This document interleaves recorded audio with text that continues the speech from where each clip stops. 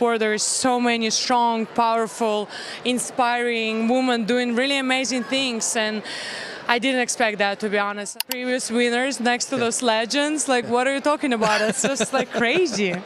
Crazy to be. There have always been gatekeepers in tennis. The people who determine who fits, who belongs, and who merits attention. The gate was recently kicked off its hinges by Alex Ayala. Video of a 20-year-old Filipino sensation speaking Spanish fluently appeared before the Madrid Open had delivered its first ball. Aquí siento muy cómoda, siento en casa. Llevo muchos años aquí en España, pues nada. It went viral on all tennis platforms worldwide without being practiced, broken, or accentuated into irrelevance. Aryna Sabalenka, the current world #1, was the woman observing her. Recently won her third Australian Open championship in 2025. The player who speaks, giggles, rules, and manipulates all of her surroundings. Utterly dumbfounded. This is not a sentimental tale. This indicates that a hierarchy has been established within the tennis community. It determined which nations generate champions, where power resides, and which narratives are important. Every word in the script is being rewritten by Eala in Spanish. Sign up right now. We refuse to allow the mainstream to obscure the true significance of this moment.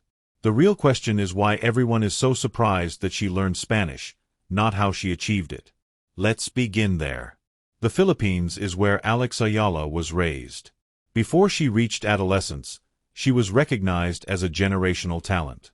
The call came from the Rafa Nadal Academy in Manacor, Mallorca. She packed up, took a plane to Spain, and lived in a Spanish-speaking town where English wasn't the primary language at the lunch table or in the locker room during her most formative years of practicing on European clay under Spanish coaches and surrounded by Spanish personnel. She therefore acquired Spanish in the same manner that anyone who is truly immersed in a language learns it, not from a textbook or an app, but from necessity, everyday life, and years of living in a culture that wasn't hers by birth but became hers by dedication. I believe the next competition was an age group competition. Yes, I did lose as well. That is not an eccentric side note to her tale. That's the tale. Because Ayala gained a sense of belonging at the Rafa Nadal Academy in addition to improving her forehand and second serve. She developed into a person who could not only survive but also thrive in the most challenging situations in professional tennis. And the atmosphere in Madrid is precisely that. One of the most intense events in sports is the Mutua Madrid Open at the Caja Magica. The Spanish audience is outspoken, informed, and fervent. They are not easily impressed, they are knowledgeable about tennis, and they can tell the difference between a player who reads a rehearsed thank you in fragmented syllables and calls a connection and a foreign player who genuinely tries to meet them in their language. Instead of giving them broken syllables, Eala provided them conversational Spanish that was genuine, fluid, and self-assured without pausing to look up vocabulary or stumble over syntax.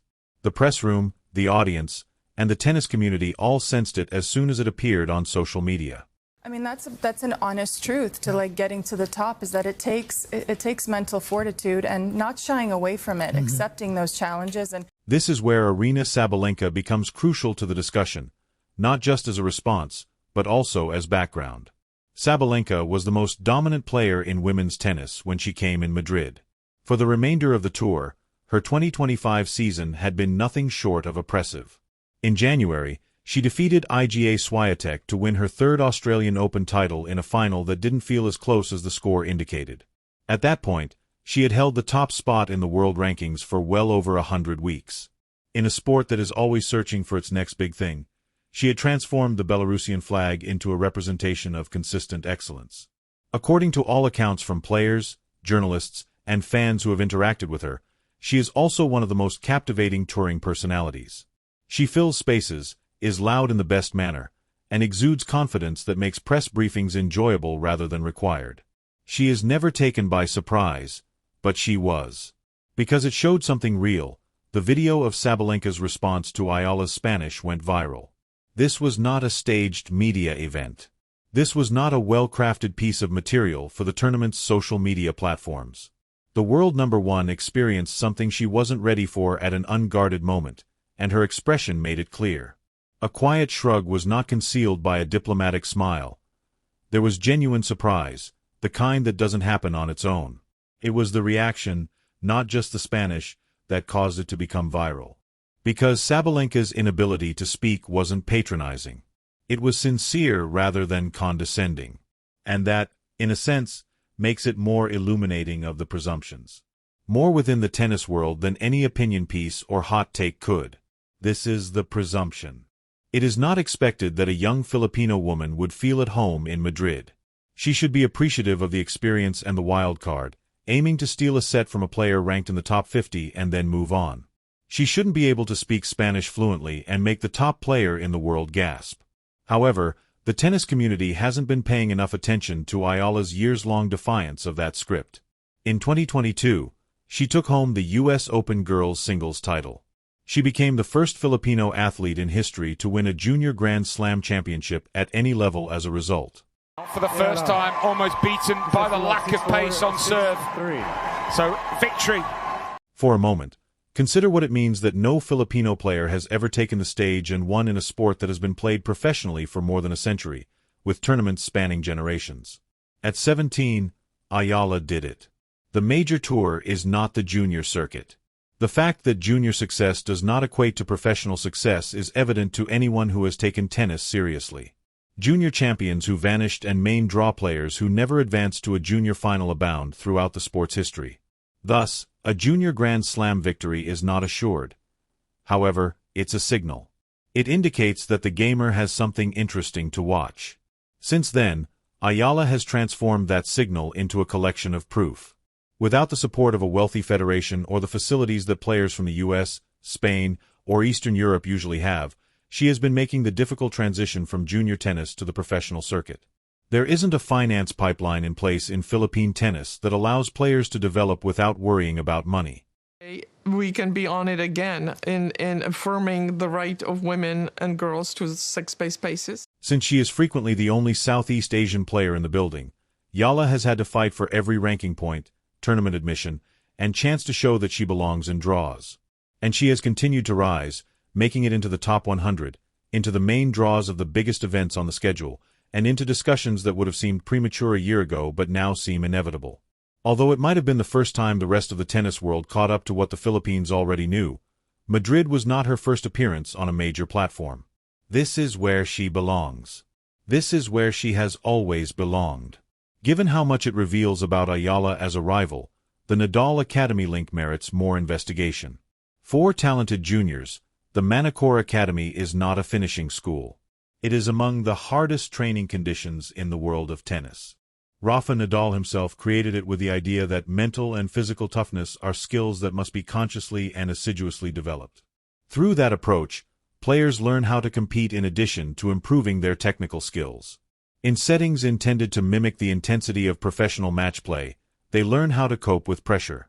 They get an understanding of what it takes to take on a player who is ranked much higher than them and have a sincere belief that they can prevail. 4 years, Eala took all of that in. She accomplished this while being far from home, picking up a new language, adjusting to a new culture, and overcoming the unique loneliness that comes with being a teenager in a foreign nation while pursuing something that most people her age would never even consider trying. It's not a backstory. That's character development. That is what distinguishes athletes with talent from those who use it. The comment section split as usual when the viral films went popular on social media. While some were applauding Eala, others were more intrigued by Sabalenka's response than by the revelations. Immediately, a smaller but tenacious group began to wonder if the event was being exaggerated, if speaking Spanish was indeed so amazing, and if the attention was commensurate with the accomplishment. The last group completely misses the idea. Because a player can order meals in a different language, no one is becoming viral. The moment landed because it was unanticipated, effortless, and clearly registered in front of the most powerful player on the women's tour. Context is crucial. When the context is removed, the scene is a player speaking Spanish in Spain, which is not particularly noteworthy. When you keep in mind the background, Eala's identity, her origins, her journey, and the person she was standing next to, the scene takes on a completely other meaning. It turns into evidence that Eala and her family invested in the Nadal Academy for reasons other than just tennis. It was a long-term wager on complete assimilation into the culture that generates champions. Evidence that your passport does not provide you access to elite tennis. evidence that a player from a nation that has never produced a major professional champion can enter the sport's most prestigious venues and not only blend in but also stand out. Southeast Asia has not received much attention from the tennis community. That is not debatable. In the past, players from Europe, the US, and more recently, Eastern Europe and Russia, have dominated the WTA and ATP tours. Asian athletes have made significant progress, most notably Li Na and Naomi Osaka at the top levels. However, a small number of nations and federations continue to be disproportionately represented throughout the tour's depth. Eala is more than just a success story from the Philippines. She is an example for a whole region that has been told, both overtly and covertly, that the top of this sport is not where its players end up. Because Eala is growing and becoming more dangerous, it is becoming increasingly difficult to maintain that narrative. Instead of peaking early and leveling out, her game has a framework that becomes better with practice. Really well, and I think there's a lot of things that make her opponents feel very uncomfortable. Her ground strokes move at a real pace. She moves fluidly on clay. She doesn't give up points carelessly or back down in close games because of her competitive impulses, which have been honed at Manicure. She is not yet as good as Sabalenka. It's not a slight. For a considerable amount of time, Sabalenka has been perhaps the greatest player in the world. She is one of the few players on the world. Instead than exaggerating Eala's experience with false equivalency, it is important to acknowledge the gap honestly and treat her like a professional. However, the distance is narrowing, and Madrid is the perfect setting for a player like Eala to do so more quickly than anyone anticipates. At the Kajajas, the clay serves as a leveling agent. It punishes flat hitters who depend more on pace than placement, slows down the ball, rewards players who can build points with patience and accuracy, and rewards players who are at ease in the setting, all of which are related to everything Eala developed in Mallorca over the years. She isn't moving. There have always